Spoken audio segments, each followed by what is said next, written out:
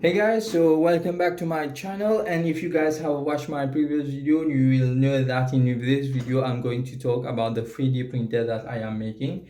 In my previous video I talked about the upcoming projects, and I have disassembled my previous 3D printer to make a new one. And if you guys are interested to make one yourself, you will be able to find the list in my website. So let's get started.